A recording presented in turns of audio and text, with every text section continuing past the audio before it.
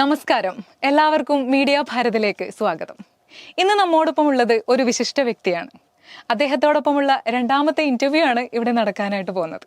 ഓർമ്മകളും തേടി, കൊമ്മക്കയം, നൂറുൽ മുനീറുൽ പൂർണ്ണാനന്ദ എന്നീ പുസ്തകങ്ങളുടെ കർത്താവ്. വെൽക്കം ചെയ്യുന്നു മിസ്റ്റർ നിസാർ ഇൽത്തുമിഷ്. സാർ ഇവിടെ നമ്മുടെ മീഡിയ ഭാരതിലേക്ക് രണ്ടാമത്തെ പ്രാവശ്യമാണ് വന്നിരിക്കുന്നത് അല്ലെ? സാറിനിപ്പോ എന്ത് തോന്നുന്നു? ലൈക്ക് ആദ്യത്തെ ഇന്റർവ്യൂ ജനങ്ങൾ ഭയങ്കര ഹൃദയത്തോട് ചേർത്തിട്ടുണ്ട്. അപ്പോ അന്ന് പറയാൻ ബാക്കി വെച്ചിട്ടുള്ള കുറെ കാര്യങ്ങൾ ഉണ്ടാവുമല്ലോ. അപ്പൊ അതും കൂടി പറയാം എന്ന് വിചാരിച്ചിട്ടാണ് ഞാൻ വീണ്ടും ഇങ്ങനെ മീഡിയ ഭാരതിലേക്ക് വന്നിട്ടുള്ളത്. ഓക്കെ, അധ്യാപന ജീവിതത്തിൽ നിന്നാണല്ലോ പുസ്തകത്തിലേക്ക് എത്തുന്നത്. അപ്പോ അതായത് സാഹിത്യ ലോകത്ത് തന്നെ ഈ ഒരു നൂറുൽ മുനീറുൽ പൂർണ്ണാനന്ദ എന്ന പുസ്തകം കൊണ്ട് തന്നെ അതായത് തന്റേതായ ഒരു വ്യക്തിമുദ്ര പതിപ്പിക്കാനായിട്ട് സാറിന് പറ്റിയിട്ടുണ്ട്. ഇതിപ്പോ നൂറുൽ മുനീറുൽ പൂർണ്ണാനന്ദ തന്നെ 5th എഡിഷനിലോട്ട് മുന്നേറിക്കൊണ്ടിരിക്കുകയാണ്. അപ്പോ ഈ ഒരു പുസ്തകം ഇത്രയും ജനശ്രദ്ധ നേടിയെടുക്കും സാറിന് അങ്ങനെ ഒരു പ്രതീക്ഷ ഉണ്ടായിരുന്നു? കഴിഞ്ഞ ഇന്റർവ്യൂല് പറഞ്ഞിട്ടുണ്ട്. കാരണം ഏകദേശം ഒരു 1.5 വർഷം ആ പുസ്തകം അവിടെ തന്നെ കിടന്നതാ, പ്രിന്റ് ചെയ്തിട്ട് ഒന്നും മൂവ് ആയിട്ടുണ്ടായിരുന്നില്ല. അപ്പോ അതിന്റെ ഹോപ്പ് തീർന്നായിരുന്നു അതിനെ കുറിച്ചുള്ള. പക്ഷെ പിന്നീട് ഇൻസ്റ്റഗ്രാമിൽ ഞാൻ കുറച്ച് ആക്റ്റീവ് ആയ സമയത്ത് ഈ ഒരു പുസ്തകത്തിന്റെ ഒരൊറ്റ വീഡിയോ ഞാൻ ഇങ്ങനെ ജസ്റ്റ് ഇട്ടായിരുന്നു. കാശിയെ കുറിച്ച്, കാശി പശ്ചാത്തലമായിട്ടൊരു പുസ്തകം എഴുതിയിട്ടുണ്ട് എന്ന് ഞാൻ വെറുതെ പറഞ്ഞിരുന്നു. ആ റീൽ അങ്ങ് കയറി അതിലൂടെ ആൾക്കാർ ഫസ്റ്റ് ഏറ്റെടുത്തു തന്നെ പറയാം. കാരണം കാശിയുടെ ഉള്ളറകളിലേക്ക് എത്തിപ്പെടാനായിട്ട് ആൾക്കാർക്ക് ഇപ്പോഴും ഒരു ത്വരയുണ്ട്. അതെ അതെ, അത് അൺറിവീൽ ചെയ്യാത്ത ഒരു സാധനമാണ് കാശിയും അതുപോലെ തന്നെ ഹിമാലയ റേഞ്ചസ് ഒക്കെ. അപ്പൊ അതിനെ കുറിച്ച് എന്തെങ്കിലും അറിയാൻ ആൾക്കാർക്ക് ഭയങ്കര ഇൻട്രസ്റ്റ്, ഒരുപാട് ആഗ്രഹമുണ്ട്. സത്യം പറഞ്ഞാൽ ഇതിൽ കാശി ഒരു 70%, ഒരു 30% മാത്രമേ വരുന്നുള്ളൂ. ബാക്കിയൊക്കെ കോഴിക്കോട് അത്രേ വരുന്നുള്ളൂ.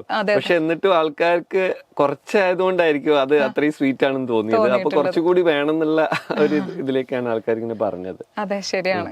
അതുപോലെ തന്നെ ഇപ്പൊ എന്നെ സംബന്ധിച്ചിടത്തോളം ആയാലും കാശിയെ പറ്റി ഒരുപാട് കാര്യങ്ങൾ അറിയാനൊക്കെയുള്ള തോന്നലാണ് ഉണ്ടായിട്ടുള്ളത്. ഇപ്പോ ഗൂഗിളിലായാലും സെർച്ച് ചെയ്ത് കൂടുതൽ വായിക്കണം എന്നുള്ള തോന്നൽ ഉണ്ടാക്കി. ഇപ്പൊ ഞാനും നൂറുൽ മുനീറുൽ പൂർണ്ണാനന്ദ എന്ന് പറയുന്ന ഒരു പുസ്തകം വളരെ മനോഹരമായിട്ട് പൂർത്തിയാക്കിയിട്ടുണ്ട്, വായിച്ചിട്ടുണ്ട്. വളരെ നന്നായിട്ടുണ്ടായിരുന്നു. സാറിന്റെ അടുത്ത പ്രൊജക്ടിനെ പറ്റി ഒന്ന് പറയാം. അടുത്തെന്ന് വെച്ചാൽ ഇപ്പം ഇത് കംപ്ലീറ്റ് ചെയ്ത സമയത്ത് ഞാൻ ആക്ച്വലി അതങ്ങനെ ഒരു അധൂരി കഹാനി എന്നൊക്കെ പറഞ്ഞ പോലെ പകുതിക്ക് എന്നല്ല, ഒരു അങ്ങനെ തന്നെ നിന്നോട്ടെ, അങ്ങനെ തീർന്നോട്ടെ എന്ന് വിചാരിച്ചിട്ടായിരുന്നു. പക്ഷെ ഒരുപാട് ആൾക്കാർ ഇങ്ങനെ ഇങ്ങോട്ട് വായിച്ചതിന് ശേഷം പറഞ്ഞു കാശിയെ കുറിച്ച് കൂടുതൽ അറിയണം, പൂർണ്ണാനന്ദയുടെ ആഫ്റ്റർ എന്ത് പറ്റിയെന്ന് അറിയണം, നൂറുദ്ദീന്റെ ലൈഫിനെ കുറിച്ച് കുറച്ചുകൂടി പറയണം എന്നൊക്കെ പറഞ്ഞതുകൊണ്ട് ഞാൻ രണ്ടാം ഭാഗം എഴുതാൻ. അപ്പോ അത് ഇപ്പൊ ഓൾമോസ്റ്റ് KLF ഉണ്ട് കോഴിക്കോട്, നമ്മുടെ കേരള ലിറ്ററേച്ചർ ഫെസ്റ്റിവൽ വരുന്നുണ്ടല്ലോ. അപ്പൊ അതിലേക്ക് ലോഞ്ച് ചെയ്യാൻ വേണ്ടിയിട്ട് ഓൾമോസ്റ്റ് അത് എഴുത്ത് കഴിഞ്ഞിട്ടുണ്ട്, ഇപ്പം ടൈപ്പിംഗ് കഴിഞ്ഞിട്ടുണ്ട്, പ്രൂഫ് റീഡിങ് നടന്നുകൊണ്ടിരിക്കുകയാണ്. അപ്പൊ അതിന്റെ അഗർത്ത എന്നാണ് അതിന് പേരെടുത്തിരിക്കുന്നത്. അഗർത്തയും ജനഹൃദയങ്ങൾ കീഴടക്കുന്നുള്ളത് തന്നെയാണ് നമ്മൾ ഓരോരുത്തരുടെയും പ്രതീക്ഷ. പിന്നെ ഒരു കാര്യം ചോദിക്കാനുള്ളത്, ഈ അഗർത്ത ആ ഒരു വേർഡ് മീൻ ചെയ്യുന്നത് എന്താണ്? ഇപ്പോ പല തരത്തിലും അഗർത്തയുടെ വേർഡ് മീനിങ് എന്താണെന്ന് നമ്മൾ ചെക്ക് ചെയ്ത് നോക്കുമ്പോൾ അഗർത്ത മീൻസ് ഇപ്പോ ആൻഷ്യന്റ് ഇന്ത്യയുടെ ഒരു ക്യാപിറ്റൽ സിറ്റി എന്നുള്ള രീതിയിലും, അതേപോലെ ഇന്ത്യയിൽ നിലനിന്നിരുന്ന പൊള്ളയായ ചില റിച്വൽസുമായി ബന്ധപ്പെട്ടിട്ടും പറയപ്പെടുന്നുണ്ട്. അപ്പോ സാറിന്റെ അഭിപ്രായത്തിൽ എന്താണ് അഗർത്ത? ഞാൻ എടുത്ത അഗർത്ത എന്ന് വെച്ചാൽ ഈ പറഞ്ഞ പോലെ അഗർത്തക്ക് പല പേരുകളാണ്. ഇപ്പോൾ ടിബറ്റൻ ഇതിലെടുക്കുകയാണെങ്കിൽ അവർ അതിന് ശംഭാല എന്നാണ് പേര് കൊടുത്തിരിക്കുന്നത്. ചൈനീസ് ലിറ്ററേച്ചറുകളിൽ നോക്കുകയാണെങ്കിൽ അതിന് ഷാങ്ക്രില എന്നാണ് കൊടുക്കുന്നത്. അതുപോലെ തന്നെ അഗർത്ത, വെസ്റ്റേണേഴ്സ് ഒക്കെ അധികവും അഗർത്തയാണ്, ആ ടേമാണ് യൂസ് ചെയ്തിട്ടുള്ളത്. ഇതെന്ന് വെച്ചാൽ ഒരു ഇമാജിനറി വേൾഡ് ആണ് എന്ന് പറയപ്പെടുന്നു, ആരും കണ്ടിട്ടില്ല. ഈ ശംഭാലയില് ഒരിക്കൽ മനുഷ്യൻ എത്തിപ്പെട്ടാല് അത് ഭയങ്കരമായിട്ടുള്ള എല്ലാ പീസ്ഫുൾനെസ്സും, എല്ലാ സത്യങ്ങളും, എല്ലാ റൈറ്റ്യസ്നെസ്സും ഉള്ള ഒരു സ്ഥലമാണ് ഈ ശംഭാല. അവിടെ അക്രമങ്ങളില്ല, അനീതിയില്ല, എല്ലാവരും യങ് ആയിട്ടിരിക്കുന്ന, എല്ലാവരും ഹാപ്പി ആയിട്ടിരിക്കുന്ന ഒരു സ്ഥലമാണ് ഈ അഗർത്ത.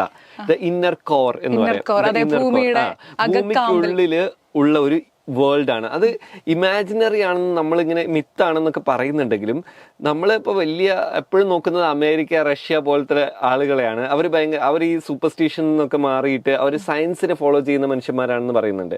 എന്നാൽ ഈ USSRും അതുപോലെ തന്നെ ജർമ്മനിയും ഫ്രാൻസും ഒക്കെ millions and trillions of dollars invest ചെയ്യുന്നുണ്ട് അഗർത്ത കണ്ടെത്താൻ വേണ്ടിയിട്ട്. അവരുടെ പര്യവേഷക സംഘം ഹിമാലയത്തിനും ടിബറ്റിനും ഇടയിൽ കാലാകാലങ്ങളായിട്ട് സെർച്ച് ചെയ്യുന്നുണ്ട്. അപ്പോൾ ഇത് റിയൽ ആണോ അല്ലെങ്കിൽ മിത്താണോ എന്നുള്ളത് അപ്പോഴാണ് കൺഫ്യൂസ്ഡ് ആവുന്നത്. കാരണം ഇന്ത്യക്കാരെപ്പോഴും ഈ പുരാവൃത്തങ്ങൾക്ക് പിന്നാലെ എന്ത് കണ്ടാലും അതിലൊരു ദൈവികത ഉണ്ട് എന്നൊക്കെ പറഞ്ഞിട്ട് പോകുന്ന മനുഷ്യന്മാരെ. പക്ഷെ US-ഉം ഈ ജർമ്മനിയും ഒക്കെ എന്തിനു വേണ്ടിയിട്ടാണ് കാരണം പല ആൾക്കാർക്കും അത് അനുഭവപ്പെട്ടിട്ടുണ്ട്. ഒരു US-ലെ ഒരു മിഷന് വന്നിട്ടുള്ള ഒരാൾ അയാളുടെ ഡയറിയിൽ കുറിച്ച് വെച്ചിട്ടുണ്ട്. കാരണം ഞാനിങ്ങനെ ആ ഒരു ഏരിയയിലൂടെ പോയിക്കൊണ്ടിരിക്കുന്ന സമയത്ത് ഒരു സ്പേസ് ഷിപ്പ് പോലത്തെ ഒരു സാധനം ഞങ്ങളെ ഫോളോ ചെയ്ത് വന്നു. എന്നിട്ട് അദ്ദേഹം അതിന്ന് ഞാൻ ഇറങ്ങിയ ശേഷം അയാൾ എന്നെ കൂട്ടിക്കൊണ്ട് പോയി. അപ്പോൾ ഒരു പെർട്ടിക്കുലർ വേൾഡിലെത്തി. അവിടെ സാധാരണ മനുഷ്യരെക്കാളും ഉയരമുള്ള കുറെ മനുഷ്യന്മാരെ കണ്ടു. അവര് എത്രയോ വർഷങ്ങളായിട്ട് അതിൻ്റെ ഉള്ളിൽ ജീവിക്കുന്നതാണ്. ഹിരോഷിമയില് നമ്മുടെ അണു സ്ഫോടനം നടന്നല്ലോ, അതുവരെ അവര് സൈലന്റ് ആയിട്ട് ഇരുന്നു. പക്ഷെ ഇനി അവർക്ക് സൈലന്റ് ആയിട്ട് ഇരിക്കാൻ പറ്റില്ല. മനുഷ്യന്മാരുടെ ക്രൂരതയുടെ ലിമിറ്റ് കഴിഞ്ഞിട്ടുണ്ട്. So they are going to take action എന്നുള്ള രീതിയിൽ സംസാരിച്ചു എന്നൊക്കെ പറയുന്നുണ്ട്. പക്ഷെ അതും ആൾക്കാർ വിശ്വസിച്ചിട്ടില്ല. ചിലർ പറയുന്ന അയാൾക്കുണ്ടായ ഹാലുസിനേഷൻ ആയിരിക്കാം എന്ന് പറയുന്നുണ്ട്. പക്ഷെ കുറെ ആൾക്കാർ പറയുന്നുണ്ട് അഗർത്ത എക്സിസ്റ്റ്. അത് ഈ മഞ്ഞ് പാളികൾക്ക് അടിയിൽ എവിടെയോ ഇങ്ങനെ ഒരു ലോകമുണ്ട്. ഭൂമി ഇങ്ങനെ ഒരു ഗോളമാണല്ലോ, അതിന്റെ നമുക്ക് ക്രസ്റ്റ്, മാന്റിൽ, കോർ എന്നൊക്കെ പറഞ്ഞിട്ട് വിഭജിച്ചിട്ടുണ്ട്. അപ്പൊ ഇതിന്റെ ഉള്ളിൽ എവിടെയോ ഒരു ലെയറിന്റെ ഉള്ളിൽ മനുഷ്യന്മാരുണ്ട്. അവര് അവിടെ എക്സിസ്റ്റ് ചെയ്യുന്നുണ്ട്. അവരുടെ ജീവിതവും മറ്റുള്ള കാര്യങ്ങളൊക്കെ അവിടെ ഭയങ്കരമായിട്ടുള്ള രീതിയിൽ നടന്നുകൊണ്ടിരിക്കുന്നുണ്ട്. അപ്പൊ പുരാണത്തിൽ പറയുന്നത് യതി എന്ന് പറഞ്ഞിട്ടുള്ള ഒരു സങ്കല്പമുണ്ട്. ഒരു യതിയാണ് ഈ അഗർത്തയുടെ കാവൽക്കാരൻ. ഈ യതിയെ കണ്ടിട്ടുണ്ട് ഹിമാലയം യാത്ര ചെയ്തിട്ടുള്ള പലരും. വലിയൊരു എന്താ പറയാ, ഒരു ഭീകര സത്വത്തിന്റെ പോലത്തെ ഒരു ജീവിയെ പലരും കണ്ടിട്ടുണ്ടെന്നൊക്കെ പറയുന്നുണ്ട്. അതും നമുക്ക് പ്രൂവ് ചെയ്യാൻ പറ്റില്ല.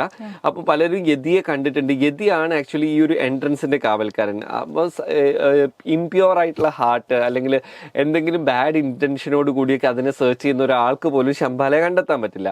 മനസ്സ് ഭയങ്കര പ്യൂർ ആയിട്ട് ജെന്യൂൻ ആയിട്ട് നമ്മൾ തേടിയാൽ ശംബാല നമ്മുടെ മുമ്പിൽ എത്തുന്നതാണ് വിശ്വസിക്കപ്പെടുന്നത്. പക്ഷെ മനുഷ്യൻ ഇപ്പോഴും കണ്ടെത്താൻ പറ്റിയിട്ടില്ല. ഒരു പക്ഷെ അതൊരിക്കലും ഉണ്ടാവാതിരിക്കില്ല. ഉണ്ടെങ്കിൽ തന്നെ കണ്ടെത്താതിരിക്കട്ടെ എന്ന് ഞാൻ പ്രാർത്ഥിക്കുന്നു. പക്ഷെ എന്തുകൊണ്ട് മറ്റ് കൺട്രീസിലുള്ള ആൾക്കാർ ഇതിലേക്ക് എത്തിപ്പെടാനായിട്ട് ശ്രമിക്കുന്നു? അതെ, കാരണം അങ്ങനെ എത്തിപ്പെട്ടാൽ ചിലപ്പോൾ അതോടുകൂടി തീർന്നു. മനുഷ്യന്റെ കൈകടത്തലുകൾ എത്തിപ്പെട്ടാൽ പിന്നെ ഇല്ല. അതുകൊണ്ട് ഞാൻ പറയുന്നത് അങ്ങനെ ഒരു വേൾഡ് ഉണ്ടെങ്കിൽ അതിലുള്ള മനുഷ്യന്മാരെ അവിടെ സ്വസ്ഥമായിട്ട് ജീവിക്കട്ടെ. ഒരിക്കലും നമ്മളെപ്പോലുള്ള മനുഷ്യന്മാരത് കണ്ടെത്താതിരിക്കട്ടെ എന്നാണ് ഞാൻ പ്രാർത്ഥിക്കുന്നത്. ദേവദാസി കമ്മ്യൂണിറ്റി ഇപ്പോൾ തന്നെ നമ്മൾ പലയിടങ്ങളിൽ നിന്നും അറിയപ്പെട്ടിട്ടുള്ള ഒരു കാര്യം തന്നെയാണ്. ഇപ്പോൾ ക്ഷേത്രം നർത്തകിമാർ എന്ന രീതിയിലും അതുപോലെ പല രീതിയിലുള്ള സമൂഹത്തിൽ, നമ്മുടെ ഇപ്പോഴത്തെ സമൂഹത്തിൽ പല രീതിയിലുള്ള ചൂഷണങ്ങൾക്ക് ഇരയാകേണ്ടി വന്നിട്ടുള്ള ആ ഒരു കമ്മ്യൂണിറ്റി എന്ന രീതിയിലും. അപ്പോൾ സാറിന്റെ അഭിപ്രായത്തിൽ ഈ ഒരു കമ്മ്യൂണിറ്റിയെ ഏത് രീതിയിലാണ് വിലയിരുത്താനായിട്ട് സാധിക്കുന്നത്? ദേവദാസി സമ്പ്രദായം, ഞാൻ ദേവദാസി കൾച്ചറിനെ കുറിച്ച് എഴുതിയിട്ടില്ല. പക്ഷെ അതിനെക്കുറിച്ച് പറയുകയാണെങ്കിൽ ഈവൻ ടുഡേ എക്സിസ്റ്റ് ചെയ്യുന്നുണ്ട്. നമ്മുടെ ആന്ധ്രയിലെ ചില ഭാഗങ്ങളിലൊക്കെ ദേവദാസി സമ്പ്രദായം, എസ്പെഷ്യലി മധ്യപ്രദേശില് ശിവപുരി എന്ന് പറഞ്ഞിട്ടുള്ള ഒരു വില്ലേജ് ഉണ്ട്. അവിടെ 10 രൂപയുടെ സ്റ്റാമ്പ് പേപ്പറിൽ സൈൻ ചെയ്ത് കൊടുത്താൽ നമുക്ക് സ്ത്രീകളെ അല്ലെങ്കിൽ ഒരാളുടെ ഭാര്യയെ നമുക്ക് റെന്റിന് എടുക്കാൻ പറ്റും. 100 രൂപ മുതൽ 500 രൂപ വരെ റേറ്റ് ഒരു പെർ അവർ എന്നുള്ള രീതിയിൽ അല്ലെങ്കിൽ പെർ ഡേ എന്ന് പറഞ്ഞ രീതിയിൽ ഇപ്പോഴും ആ ഒരു സമ്പ്രദായം എക്സിസ്റ്റ് ചെയ്യുന്നുണ്ട്. അപ്പോൾ അത്രയും എന്താ പറയാ, സ്ത്രീകൾക്ക് അത്രയും വില കൽപ്പിക്കാത്ത ഒരു സമൂഹം ഇപ്പോൾ, അത് ദേവദാസി എന്ന് പറഞ്ഞ കൾച്ചറിലല്ല. ഇപ്പൊ അത് വേറൊരു പേരിൽ അറിയപ്പെടുന്നു എന്നേ ഉള്ളൂ. പക്ഷെ ആ ഒരു സിസ്റ്റത്തിന്റെ തുടർച്ച എന്നോണം സ്ത്രീകളെ ഹയർ ചെയ്യുക, റെന്റ് ചെയ്യപ്പെടുക, അതിന് എന്തോ ഒരു ടേം ഉണ്ട് ആ ഒരു സമ്പ്രദായത്തിന്. അതിപ്പോഴും ഈവൻ ഈ 2025 ജനുവരി 2 വരെ അവിടെ നടന്നുകൊണ്ടിരിക്കുകയാണ്. ആർക്ക് പൈസ ഉള്ള ആർക്കും പോയിട്ട് ആ വില്ലേജിൽ പോയിട്ട് പൈസ കൊടുത്താൽ ഒരാളുടെ ഭാര്യ, അപ്പൊ ഭർത്താവാണ് റെന്റ് ഔട്ട് ചെയ്യുന്നത്, അയാളുടെ മകളെ റെന്റ് ഔട്ട് ചെയ്യുന്നുണ്ട്, ഭാര്യയെ റെന്റ് ഔട്ട് ചെയ്യുന്നു. 10 രൂപയുടെ മുദ്ര പേപ്പറിൽ നമ്മൾ ഒരു കോൺട്രാക്ട് സൈൻ ചെയ്യാം. ഒരാഴ്ചത്തേക്ക് ഈ ഒരു പ്രോപ്പർട്ടി ഞാൻ റെന്റ് ഔട്ട് ചെയ്യാണ്, ഒരാഴ്ച കഴിഞ്ഞിട്ട് ഞാൻ തിരിച്ചേൽപ്പിക്കുന്നു. ഇനി അയാൾക്ക് വേണമെങ്കിൽ ആ റെന്റിന് എടുത്തിട്ട് കൂടിയ പൈസക്ക് അയാൾക്ക് വേറൊരാൾക്ക് മറിച്ചു കൊടുക്കാൻ പറ്റും. അങ്ങനെയൊക്കെയുള്ള ഒരു കമ്മോഡിറ്റി ആയിട്ട് സ്ത്രീകളെ കണ്ടുകൊണ്ടിരിക്കുന്ന ഒരു കാലഘട്ടത്തിലാണ് ഇപ്പോഴും നമ്മളുള്ളത്. നമ്മൾ എത്ര പ്രോഗ്രസീവ് ആണെന്ന് പറഞ്ഞാലും അതൊക്കെ സ്ത്രീ പുരുഷ സമത്വത്തിന് വേണ്ടി നമ്മളിപ്പോ ഇവിടെയൊക്കെ അത്രയും സമരം ചെയ്യുന്ന ഈ ഒരു സിറ്റുവേഷനിലും കൂടെ ഇങ്ങനെ ഒരു വിഭാഗം ഉണ്ട് എന്ന് ഇത് എക്സിസ്റ്റ് ചെയ്യുന്നുണ്ട്, വിശ്വസിക്കാൻ പറ്റുന്നില്ല. ഇത് എക്സിസ്റ്റ് ചെയ്യുന്നുണ്ട്. അതിലൂടെ നിങ്ങൾക്ക് ഗൂഗിളിൽ ചെയ്താൽ മനസ്സിലാക്കാൻ പറ്റും. അങ്ങനെ ഒരു ഗ്രാമമുണ്ട്, ആ ഗ്രാമത്തിൽ ഈ ഒരു കാര്യങ്ങൾ ഇപ്പോഴും നടക്കുന്നുണ്ട്. ഏത് ഗ്രാമം? മധ്യപ്രദേശിലെ ശിവപുരി എന്നാണെന്ന് തോന്നുന്നു. ഞാൻ കറക്റ്റ് വേണമെങ്കിൽ ഞാൻ ഒന്നുകൂടി നോക്കിയിട്ട് പറഞ്ഞത്. മധ്യപ്രദേശിലാണ് ആക്ച്വലി അതുള്ളത്. അപ്പോൾ അതിന്ന് മാറിയിട്ട് ഞാൻ ഹിജഡ എന്നുള്ള കമ്മ്യൂണിറ്റി, ഹിജഡകള്, കോത്തികള്, അർവാണികള്, മർലാഡികള്, ജോഗപ്പ എന്നൊക്കെ പറഞ്ഞിട്ട് കുറേ സെക്ഷൻസ് ഓഫ് ട്രാൻസ്ജെൻഡേഴ്സ് കമ്മ്യൂണിറ്റി ഉണ്ട്.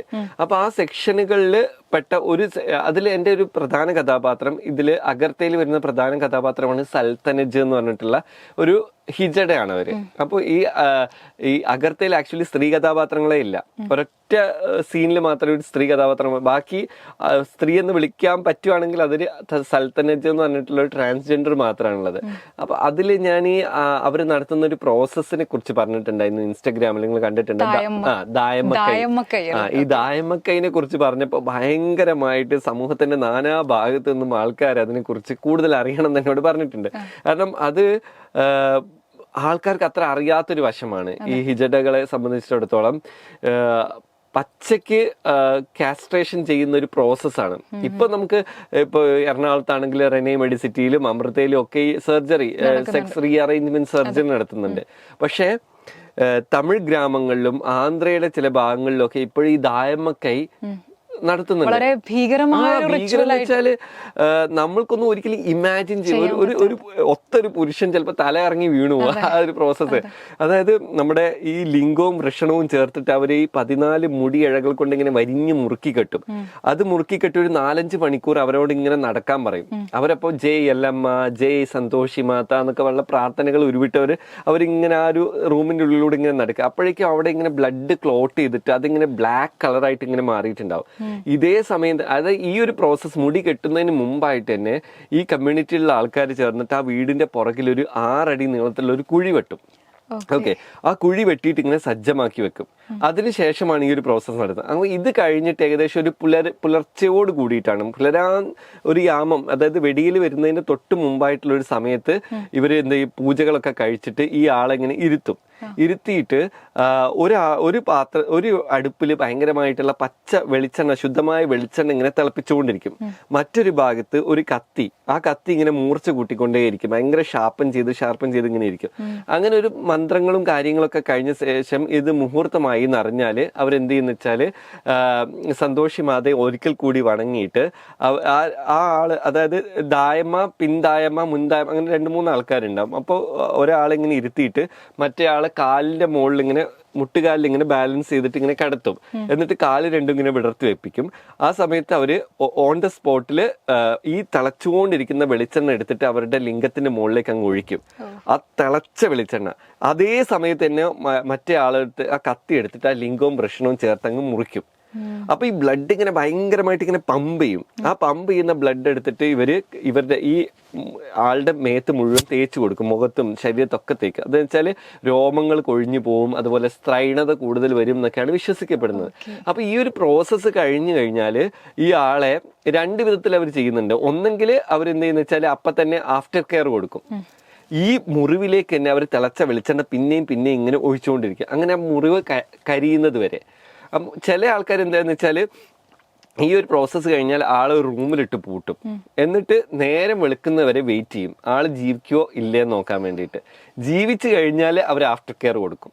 ഓക്കെ, ഇനി 2 ആണെങ്കിലും ഈ പ്രോസസ്സിന് ശേഷം ആള് മരിക്കുകയാണെങ്കിൽ പുറത്തൊരു കുഴി എടുത്തു വെച്ചിട്ടുണ്ടല്ലോ, ആ കുഴിയിലിട്ടിട്ട് മൂടും. ജീവിക്കുകയാണെങ്കിൽ എന്ത് ചെയ്യും, ഈ മുറിച്ചെടുത്ത സാധനം അതിലിട്ട് കവർ ചെയ്യും. മരിക്കുകയാണെങ്കിൽ അതും ഈ ആളിനെയും ചേർത്തിട്ട് കവർ ചെയ്യും. ഈ ഒരു പ്രോസസ്സാണ് ദായമ്മക്കൈ. അപ്പോ ഇതിട്ട സമയത്ത് ആളുകളൊക്കെ പറയുന്നവർക്ക് ഭ്രാന്താണ്, മെന്റലാണ്, ഇവര് ശരിക്കും ഷോക്ക് കൊടുക്കണം എന്നൊക്കെ. അപ്പൊ ഞാൻ വിചാരിക്കുകയാണ്, ഇങ്ങനെ സ്വന്തം ലൈഫ് റിസ്ക് ചെയ്തിട്ട് ഒരു ട്രാൻസ്ഫോർമേഷൻ അവർ ആഗ്രഹിക്കുന്നുണ്ടെങ്കിൽ അവരുടെ ഉള്ളിൽ എന്തുമാത്രം ആ ഒരു ഫീലിംഗ് ഉണ്ടാവും. അല്ലാതെ വെറുതെ ഒരു ഇതിന് വേണ്ടിയിട്ട് ഇപ്പോ ആരെങ്കിലും ആഗ്രഹിക്കുന്നത് അങ്ങനെ ഒരു പൂർണ്ണതയിലേക്കാണ്. അപ്പൊ അവർ പൂർണ്ണമാവോ ഇല്ലെന്ന് എനിക്കറിയില്ല. പക്ഷെ അവരുടെ ആ ഒരു പാഷൻ അത്രമാത്രം ആഗ്രഹിക്കുന്നുണ്ട്. ചിലപ്പോൾ അത്രമാത്രം ബേർഡൻ അവരുടെ ഉള്ളിലുണ്ടാവും. ഈ ഉള്ളില് ഒരു മനുഷ്യനെയും കൂടിയാണ് ഇവർ വഹിക്കുന്നത്. കാരണം ഞാൻ സൽത്തനജ് ഇങ്ങനെ പറയുന്നുണ്ട്, എന്നെക്കാളും ഭാരമുള്ള ഒരു സ്ത്രീയെ ഞാൻ ഉള്ളിൽ എടുത്തിട്ടാണ് നടക്കുന്നത്. അപ്പൊ എനിക്കത് മതിയായിട്ടുണ്ട്. അപ്പൊ അങ്ങനെയെങ്കിൽ ആ സ്ത്രീയെ ഉള്ളിൽ നിന്ന് വലിച്ച് പുറത്തേക്ക് ഇടണം. അതിനു വേണ്ടിയിട്ടാണ് ഈ ഒരു ദായമ്മക്കായി എന്ന് പറഞ്ഞിട്ടുള്ള ഒരു പ്രോസസ്സിലൂടെ അവര് കടന്നു പോകുന്നത്. പക്ഷെ ഇപ്പൊ തന്നെ വിത്തൗട്ട് സർജറി, അതായത് വിത്തൗട്ട് അനസ്തേഷ്യ, ഒരു സർജറി ആണല്ലോ. അതെ, അതെങ്ങനെ imagine ചെയ്യാൻ പോലും ഈവൻ ചിലര് സ്വയം തന്നെ മുറിച്ച് മാറ്റിയിട്ടുണ്ട് അവരുടെ കമ്മ്യൂണിറ്റി. കാരണം ഞാൻ ഇതൊക്കെ അറിയുന്നത് രാഗരഞ്ജിനി, അതുപോലെ ദീപ റാണി എന്നൊക്കെ, ഹെയ്ദി സാദിയ എന്നൊക്കെ പറഞ്ഞിട്ടുള്ള ട്രാൻസ്ജെൻഡേഴ്സ് ഇൻസ്റ്റഗ്രാമിലൂടെയാണ് കണക്ട് ചെയ്യുന്നത്. അപ്പൊ അവരിലൂടെയാണ് ഞാനിത് കുറച്ചും കൂടി അതിന്റെ ഉള്ളറകളിലേക്ക് ഇങ്ങനെ ഇറങ്ങി ചെല്ലുന്നത്. അപ്പൊ അവരിലൂടെ ഞാൻ ഓരോന്ന് എഴുതുമ്പോൾ നമുക്ക് അറിയില്ലല്ലോ, ഈ ഒരു കമ്മ്യൂണിറ്റിയെ കുറിച്ച് നമുക്ക് ഒന്നും അറിയില്ല. അപ്പൊ നമ്മൾ എന്തെങ്കിലും ഇമാജിൻ ചെയ്ത് എഴുതിയാൽ അത് തെറ്റായി പോകും. അപ്പൊ ഞാൻ ഇവർ ഓരോ വരി എഴുതുമ്പോഴും ഞാൻ ഇവരെങ്ങനെ റെഫറൻസിന് വിളിക്കും. ഇതിങ്ങനെയാണോ? അവർക്കിടയിൽ ഒരു ലാംഗ്വേജ് ഉണ്ട്, അവർ മാത്രം കമ്മ്യൂണിക്കേറ്റ് ചെയ്യുന്ന കുറച്ച് കോഡുകളുണ്ട്. അപ്പോൾ അതെങ്ങനെയാണ്, ഇവരെങ്ങനെയാണ് കമ്മ്യൂണിക്കേറ്റ് ചെയ്യുന്നത്, അവരുടെ ഇന്നർ ഫീലിങ്സ് എന്താണ്, ഔട്ടർ ഫീലിങ്സ് എന്താണ്, ഇതൊക്കെ ഞാൻ അവരോട് നിരന്തരം റെഫർ ചെയ്തുകൊണ്ടാണ് എഴുതിയിട്ടുള്ളത്. അത്രമാത്രം മെന്റൽ ടോർച്ചറിങ്ങിന് അവർ വിധേയമാവുന്നുണ്ടാവും. അപ്പൊ ആ സാധാരണ നോവലുകളിലും സിനിമകളിലും ഒക്കെ ട്രാൻസ്ജെൻഡേഴ്സ്, ഹിജഡകള്, ഇങ്ങനത്തെ ആൾക്കാരൊക്കെ കോമിക് എലമെന്റ് ആയിട്ടാണ് റെപ്രസെന്റ് ചെയ്യുന്നത്. എപ്പോഴും ചാന്ത് പൊട്ട് പോലത്തെ സിനിമകളിലും അവരെ കാണുമ്പോൾ ചിരിയാണ് ആൾക്കാർക്ക് വരിക. ഓക്കെ, അയാളുടെ സംസാരം, അവരുടെ കൈയടി, ഇത്തരം കാര്യങ്ങൾ 9 എന്നൊക്കെ വിളിക്കുന്നത്. പക്ഷെ അവരുടെയൊക്കെ ഉള്ളിലുള്ള റിയാലിറ്റി എന്താണെന്ന്, അപ്പോൾ ഇന്നർ സൈക്കോളജിക്കൽ എലമെന്റ്സിലേക്കാണ് ഞാൻ പെരിഫറി ആയിട്ടുള്ള ഒരു കാര്യം എഴുതിയിട്ടില്ല. അവരുടെ ഡീപ്പ് ഇമോഷൻസിനെ കുറിച്ചാണ് ഞാൻ ഈ പുസ്തകത്തിലൂടെ കൊണ്ടുവരുന്നത്. അപ്പൊ ഈ ഒരു ക്യാരക്ടർ എങ്ങനെ വന്ന് ഈ നൂറുൽ മുനീറിൽ ഇതുവരെ ഇല്ലാത്തൊരു കഥാപാത്രമാണ്. അപ്പൊ അവരാളിങ്ങനെ വന്നു ചേർന്നിട്ടുണ്ട്. കാരണം ചിലപ്പോൾ ഇയാളൊരു സത്യം അന്വേഷിച്ചു പോവാണ്, ജീവിതത്തിന്റെ റിയാലിറ്റി അല്ലെങ്കിൽ പരമമായ സത്യം എന്താണെന്ന് അന്വേഷിച്ചു പോകുന്ന ഒരു മനുഷ്യനാണ് നൂറുൽ മുനീർ. അവനവനിലേക്കുള്ള യാത്രയാണ്. അപ്പം ചിലപ്പോൾ ഒരു സന്യാസിയെക്കാളും ഒരു സൂഫിയെക്കാളും ഒരു പക്ഷെ ഒരു ഹിജഡക്ക് എന്തെങ്കിലും അയാൾക്ക് പറഞ്ഞു കൊടുക്കാനുണ്ടാവും എന്നാണ് ഇതിലൂടെയാണ് കടന്നു. കാരണം നമ്മൾ ഈ പറയുന്ന പൗരോഹിത്യത്തിന്റെ ഉന്നതികളിൽ ഇരിക്കുന്ന മനുഷ്യന്മാരെ ചിലപ്പോൾ ഒരു ചെരുപ്പ് കുത്തിക്കായിരിക്കും ലൈഫിന്റെ ഏറ്റവും വലിയ ലെസൺ ഒരാൾക്ക് പറഞ്ഞു കൊടുക്കാൻ പറ്റുക. അപ്പൊ അതൊക്കെ ഇയാൾ ഈ യാത്രയിലൂടെ, ഹിമാലയയിലൂടെയുള്ള യാത്രകളിലൂടെ ഒക്കെ ഈ പൂർണ്ണാനന്ദം മനസ്സിലാക്കി വരുന്നുണ്ട്. കാരണം അത്രയും അധികം സാധാരണക്കാരുടെ ജീവിതവുമായിട്ട് അവരാണല്ലോ നേരിൽ കാണുന്നത്. അതെ, മറ്റവരൊക്കെ ഈ പറഞ്ഞ പോലെ ഒരു വലിയ സപ്രപഞ്ച കട്ടിൽ ഇരുന്നിട്ട് അനുഗ്രഹങ്ങൾ ഇങ്ങനെ കൊടുക്കുകയാണ്. ഒരിക്കലും അവർക്ക് അറ്റൈൻ ചെയ്ത ശേഷം അവരൊരിക്കലും ഈ സാധാരണ മനുഷ്യരായിട്ട് ഇന്ററാക്ട് പോലും ചെയ്തിട്ടുണ്ടാവില്ല. അതുകൊണ്ടാണോ സാർ ഇങ്ങനെ ഒരുപാട് യാത്രകൾ ഇഷ്ടപ്പെടുന്ന ഒരു വ്യക്തിയാണല്ലോ. അപ്പൊ പലയിടങ്ങളിൽ പോയി പലതരത്തിലുള്ള മനുഷ്യരെ കണ്ടു, പലതരം സംസ്കാരങ്ങൾ മനസ്സിലാക്കി. അപ്പൊ അതിനെപ്പറ്റി എന്താ പറയാ? അതാ പറഞ്ഞ ഓരോ യാത്ര എന്നെ റിഫൈൻ ചെയ്തുകൊണ്ടിരിക്കുകയാണ്. ഞാൻ ഓരോ സ്ഥലങ്ങളിലേക്ക് പോകുമ്പോഴും ഓരോ മതങ്ങളിലൂടെയും ഓരോ സംസ്കാരങ്ങളിലൂടെയും ഓരോ ജാതികളിലൂടെയും ഞാൻ കടന്നു പോകുന്നുണ്ട്. ഞാനൊരു ഞാൻ എൻ്റെ ഒരു 10ാം ക്ലാസ് വരെ ഞാൻ പഠിച്ചത് മദ്രസയിൽ, ഞങ്ങൾക്ക് മദ്രസ ഉണ്ടാവും മുസ്ലിങ്ങളായതുകൊണ്ട് ഞങ്ങൾ മദ്രസയിൽ പോയി പഠിച്ച് ഖുർആൻ പഠിക്കുന്നുണ്ട്, ഹദീസുകൾ പഠിക്കുന്നുണ്ട്. ഇത് മാത്രമാണ് ഞാൻ കേട്ടിട്ടുള്ളത്. അതിനുശേഷമാണ് ഞാൻ തന്നെ പല മതങ്ങളിലൂടെയും മതഗ്രന്ഥങ്ങളിലൂടെയും സഞ്ചരിച്ചത്. അപ്പോൾ അതെന്തിനാന്ന് വെച്ചാൽ ഞാൻ വിശ്വസിക്കുന്ന ഒരു ഐഡിയോളജി ഉണ്ട്. അത് മാറാൻ വേണ്ടിയിട്ടല്ല, പക്ഷെ മറ്റുള്ളവരും കൂടി എനിക്ക് പഠിക്കണം. ഞാൻ പഠിച്ചിട്ടുണ്ട്, ഓക്കെ, ഞാൻ അള്ളാഹുവിനെ കുറിച്ച് പഠിച്ചിട്ടുണ്ട്, റസൂലിനെ കുറിച്ച് പഠിച്ചിട്ടുണ്ട്, ഇതൊക്കെ ഞാൻ പഠിച്ചിട്ടുണ്ട്. പക്ഷെ മറ്റുള്ളവർ കൃഷ്ണനെ കുറിച്ച് എന്താ പറയുന്നത്, യേശു ക്രിസ്തുവിനെ കുറിച്ച് എന്താ പറയുന്നത്, ബുദ്ധനെ കുറിച്ച് എന്താ പറയുന്നത് എന്നുള്ളത് കൂടി ഞാൻ പഠിക്കണം. കാരണം അവരും വിശ്വാസങ്ങളുമായിട്ട് മുമ്പോട്ട് പോകുന്ന മനുഷ്യന്മാരാണ്. അപ്പൊ ഞാൻ അവരെ എതിർക്കാനോ സപ്പോർട്ട് ചെയ്യാനോ ഒന്നും വേണ്ടിയിട്ടല്ല. അവരെങ്ങനെയാണ് ഒരു പരമമായ ശക്തിയെ എങ്ങനെയാണ് ഡിഫൈൻ ചെയ്ത് വെച്ചിട്ടുള്ളത്, അവരുടെ വിശ്വാസങ്ങൾ എങ്ങനെയാണ്, അവരുടെ ആചാരങ്ങൾ, ഇതൊക്കെ ഞാൻ പഠിക്കുന്നുണ്ട്. കാരണം ഞാൻ വിചാരിക്കുന്ന ഒരു മതത്തിൽ മാത്രം നമ്മുടെ ബിലീഫിനെ തളച്ചിട്ടാൽ അത് മാത്രമാണ് ശരിയെന്നും അതിനുവേണ്ടി ഫൈറ്റ് ചെയ്യാനൊക്കെ അതുകൊണ്ടായിരിക്കും ആൾക്കാർ ഇറങ്ങുന്നത്. കാരണം എന്റേതാണ് ശരി, കാരണം ഞാൻ പഠിച്ചിട്ടുണ്ടല്ലോ, ഞങ്ങളാണ് എന്റെ വിശ്വാസം ശരി, നിന്റെ തെറ്റാണ്, അങ്ങനെയൊക്കെ പോകുന്നത് എന്താന്ന് വെച്ചാൽ ഒന്നിൽ മാത്രം ഇങ്ങനെ ഫോക്കസ് ചെയ്ത് നിൽക്കുന്നതുകൊണ്ടാണ്. അപ്പൊ ഒന്നിൽ ഫോക്കസ് ചെയ്തോളൂ, ബട്ട് മറ്റുള്ളവരെയും കൂടി ഒന്ന് അറിയാൻ വികാരങ്ങൾ. അതെ, നമ്മൾ ഇവിടെ നിന്ന് മറ്റുള്ള ഒരാൾ ഒരു ആചാരം ചെയ്യുന്ന സമയത്ത് നമ്മൾ കളിയാക്കുന്നു. അത് കളിയാക്കുന്ന സമയത്ത് അയാൾ അത്രയും ഡിവൈനായിട്ട് അത്രയും കാലത്തെ വിശ്വാസത്തിൽ രൂഢമായിട്ടുള്ള ആ സംഭവമാണ് അയാൾ ചെയ്യുന്നത്. അത് കളിയാക്കുന്ന സമയത്ത് അയാൾക്ക് അത് ഭയങ്കരമായിട്ട് ഫീൽ ചെയ്യും. അത് നേരെ റിവേഴ്സ് ഒന്ന് ചിന്തിച്ചു നോക്കിയാൽ മതി. നമ്മൾ ഈ ചെയ്യുന്ന സാധനത്തിനെ മറ്റൊരാൾ കളിയാക്കുന്ന സമയത്ത് നമുക്ക് എങ്ങനെ ഫീൽ ചെയ്യുന്നു, ആ ഒരു സംഭവം അതാണ്. യേശുക്രിസ്തുവിന്റെ ഒരു വചനമുണ്ട്, അതായത് നിങ്ങൾക്ക് എന്ത് കിട്ടാൻ ആഗ്രഹിക്കുന്നു അതുപോലെ നിങ്ങൾ മറ്റുള്ളവർക്ക് ചെയ്തു കൊടുക്കുക, അങ്ങനെ എന്തോ ഒരു സംഭവം. അതായത് നമ്മൾ എങ്ങനെയാണ് ഹാപ്പി ആവുക അത് മറ്റുള്ളവർക്ക് ചെയ്തു കൊടുക്കുക, അതെ, അതുപോലെ തന്നെയാണ് ഉദ്ദേശിക്കുന്നത്. അപ്പോ എനിക്ക് ചോദിക്കാനുള്ള അടുത്ത ചോദ്യം എന്താണെന്ന് വെച്ചാ, ഇപ്പോ ഈ യാത്രകളെ പറ്റിട്ട് തന്നെ നമ്മൾ പറഞ്ഞു. അപ്പോ ഉത്തരേന്ത്യയിലുള്ള ഹിന്ദുക്കളും കേരളത്തിലുള്ള ഹിന്ദുക്കളും തമ്മിലുള്ള അത് ഭയങ്കര, അതായത് അത് രണ്ടും ഒരേ മതം തന്നെയാണോ എന്ന് വരെ എനിക്ക് കൺഫ്യൂഷൻ വന്നിട്ടുണ്ട്. നമ്മള് കേരളത്തിലെ ഒരു അമ്പലം എന്ന് പറഞ്ഞ കോൺസെപ്റ്റ് വരുമ്പോഴേക്ക് തന്നെ എനിക്ക് ഈ വെങ്കിടേശ സുപ്രഭാതൊക്കെ കേട്ട് കൗസല്യ ആ ഒരു ഇതിലേക്കുള്ള ഒരു അമ്പലക്കുളം, ഭയങ്കര ക്ലീൻ ആൻഡ് നീറ്റ് ആയിട്ടുള്ള അറ്റ്മോസ്ഫിയർ, അവിടെ ഗ്രാമീണത, പച്ചപ്പ്, ആളുകള് വളരെ വൃത്തിയോടുകൂടി കുളിച്ച ശേഷം മാത്രം അമ്പലത്തിൽ പോകുന്ന ആ ഒരു കൾച്ചറാണ് നമ്മൾ കണ്ടിട്ടുള്ളത് കേരളത്തിലെ. ആ ഒരു ചിന്തിക്കുന്ന സമയത്ത് തന്നെ ഏതൊരു മതസ്ഥനാണെങ്കിലും നമുക്ക് ആ ഒരു കാംനെസ് ഫീൽ ചെയ്യും. അമ്പലക്കുളം, ഒരു അരയാൽ മരം എന്നൊക്കെ. ഇതൊന്നും അല്ല നോർത്ത് ഇന്ത്യയിലേക്ക് പോകുന്ന സമയത്ത് നമ്മൾ കാണുന്ന അമ്പലങ്ങളും വിശ്വാസികളും. അവിടെ പശുക്കളും പട്ടികളും ഒക്കെ കയറി ഇറങ്ങുന്ന തരത്തിലുള്ള, അതിനുവേണ്ടി ഒരു ഇൻക്ലൂസിവിറ്റി എന്ന് വേണമെങ്കിൽ പറയാം. നമ്മളിവിടെ അത് അനുവദിക്കുന്നില്ല. ഇവിടെ പശുക്കൾക്കോ മറ്റുള്ളവർക്കൊന്നും നമ്മൾ കൊടുക്കുന്നില്ല, ഇങ്ങനെ ഡിവൈനാന്ന് വെക്കുന്നു.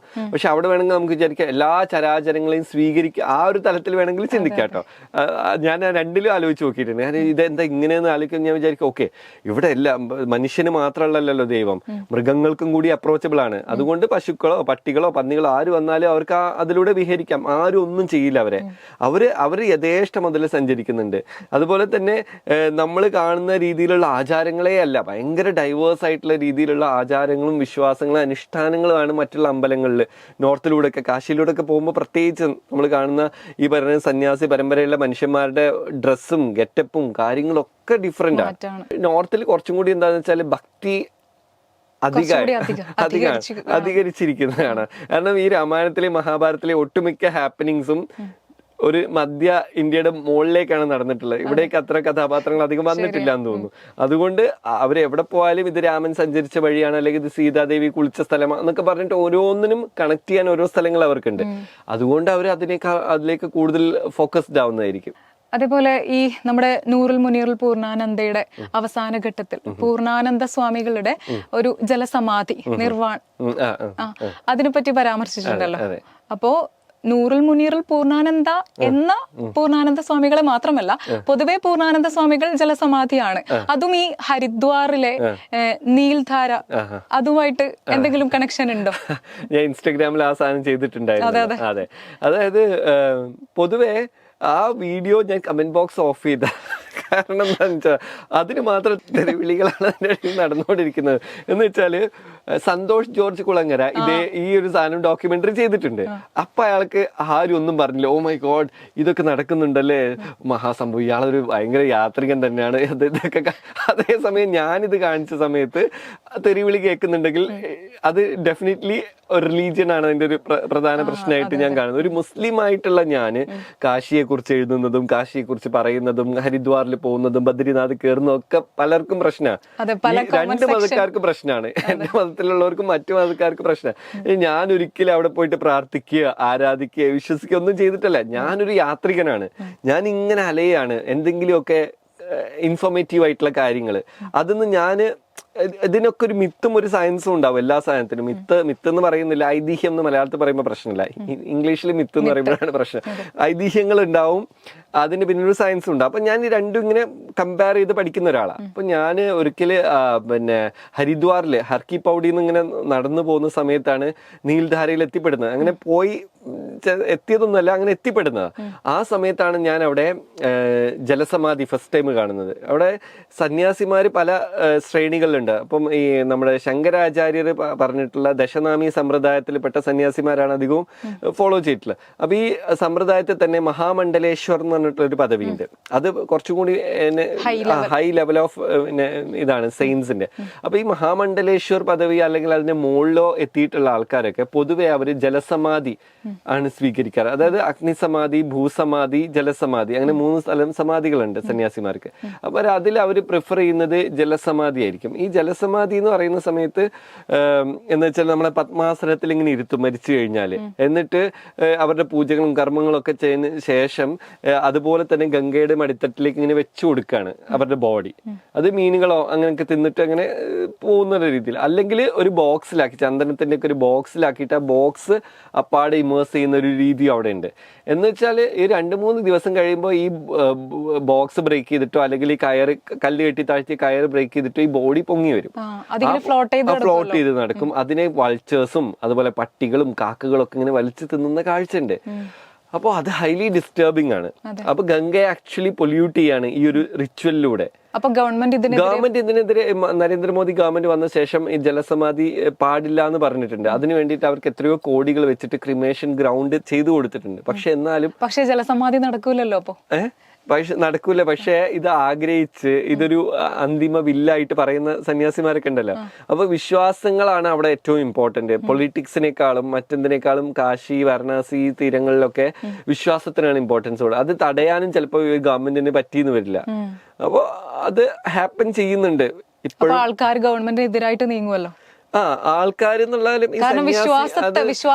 പൗരോഹിത്യവും രാഷ്ട്രീയവും ഇത് ചേർച്ച് വേഴ്സസ് പിന്നെ കിങ് എന്ന് പറഞ്ഞിട്ട് പണ്ട് പ്രൊട്ടസ്റ്റൻസ് പിന്നെ ഇംഗ്ലണ്ടിലൊക്കെ ഉണ്ടായിരുന്നു. കിങ്ങും ചേർച്ചും അവർ രണ്ടും ഒരു ഇതുപോലെ തന്നെയാണ്. ഇപ്പൊ നോർത്തിലാകുമ്പോൾ ഹിന്ദുയിസം ആൻഡ് നമ്മുടെ മന്ത്രിസഭ ഈ രണ്ട് സാധനവും ഇങ്ങനെ നിൽക്കുന്ന ആൾക്കാര്. അപ്പോൾ അവർക്ക് അവരുടെ ആ ഒരു കർമ്മങ്ങളൊക്കെ ചെയ്യാൻ ചിലപ്പോൾ അവർക്ക് എതിർക്കാൻ പറ്റിയെന്ന് വരില്ല ഗവൺമെന്റിനാണെങ്കിലും. അതുകൊണ്ട് അത് നടക്കുന്നുണ്ട്. പിന്നെ മാത്രമല്ല ഈ പൊതുവെ കാശിയിലൊക്കെ ഈ ഗർഭിണികളായിട്ടുള്ള സ്ത്രീകളിലൊക്കെ ബോഡി കത്തിക്കുന്നതിന് പകരം ജലത്തിൽ ഒഴുക്കി വിടുന്നൊരു ഇതുണ്ട്. അങ്ങനെയുള്ള ബോഡീസ് വരുന്നുണ്ട്. പിന്നെ ക്രിമേഷന് പൈസ ഇല്ലാത്ത ആൾക്കാരും ബോഡി ഒഴുക്കി വിടുന്നുണ്ട്. നമ്മൾ വിചാരിക്കും ക്രിമേഷന് ഇപ്പൊ എന്താ പൈസ, ഒരു 100-500 രൂപ കൊടുത്ത വിറക് കിട്ടുക കത്തിച്ചോ, അതുപോലും എടുക്കാൻ പറ്റാത്ത മനുഷ്യന്മാർ ഉത്തരേന്ത്യയിലുണ്ട്. അത് നമ്മൾ പോകുന്ന സമയത്ത് കാശിക്ക് മറുകര പോകുന്ന സമയത്ത് നമുക്ക് മനസ്സിലാവും. അതായത് ഒരു ചതുപ്പ് നിറയെ മൃതദേഹങ്ങൾ ഇങ്ങനെ അടഞ്ഞുകൂടിയിട്ട് ഉള്ള കാഴ്ചകളുണ്ട്. അപ്പൊ എൻ്റെ ഒരു ഫ്രണ്ടായിട്ടുള്ള അൻഷദ് ഗുരുവായൂരുള്ള അങ്ങേര് പോയപ്പോഴും അതുപോലെ ഞാൻ പോയപ്പോഴൊക്കെ കണ്ടിട്ടുണ്ട്. ഈ നാഗസന്യാസിമാരും മഘോരികളൊക്കെ മഴു കൊണ്ട് പോവും അവിടെ. എന്നിട്ട് ഈ ബോഡിയിൽ നിന്ന് തല ഇങ്ങനെ വെട്ടിയെടുക്കും. ആ വെട്ടിയെടുക്കുന്ന കപാലം അത് ക്ലീൻ ചെയ്തിട്ട് അതിന്ന് പുഴുക്കളൊക്കെ കണ്ണിലൂടെ ഇങ്ങനെ തോണ്ടിയെടുത്തിട്ട് അതിനെ പൈപ്പ് വെച്ച് അടിച്ചിട്ട് അത് ക്ലീൻ ചെയ്ത് അത് ആക്സോ ബ്ലേഡ് എടുത്ത് മുറിച്ചിട്ട് അതിലാണ് അവർ ഭക്ഷണം കഴിക്കുന്നത്. നിസാർ ഇൽത്തുമിഷ് എന്ന വ്യക്തിയുടെ അദ്ദേഹം സഞ്ചരിച്ച പല പല വഴികളും അതുമായി ബന്ധപ്പെട്ട ഒരുപാട് വിശേഷങ്ങൾ ഇനിയും നിങ്ങളുമായി പങ്കുവെക്കാനുണ്ട്. അതിനായി നിങ്ങൾ അടുത്ത ഭാഗം വരെ കാത്തിരിക്കേണ്ടതായിട്ടുണ്ട്. അതുവരേക്കും ബൈ ഫ്രം അഥീന.